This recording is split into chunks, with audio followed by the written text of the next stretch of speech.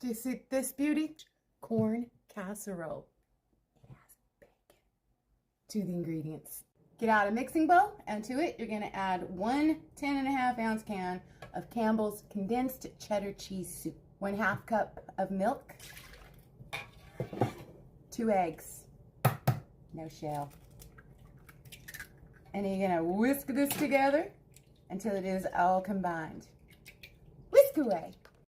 8.5 ounces of Jiffy corn muffin mix, 2 green onions that have been sliced, 1 jalapeno that's been diced, 6 slices of bacon that have been cooked and crumbled, 15.25-ounce can of corn that's been drained, and 1 cup of freshly grated sharp cheddar cheese. And you're gonna mix this up until it's all combined.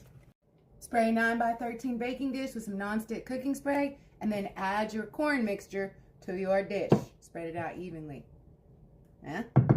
Just like that. Now into the oven at 350 for 55 to 60 minutes. We just want it to be golden brown, all bubbly, and the casserole to be set. Put it in the oven. Golden brown. And the toothpick comes out clean. Let's try it. Here's your bite. Let's share.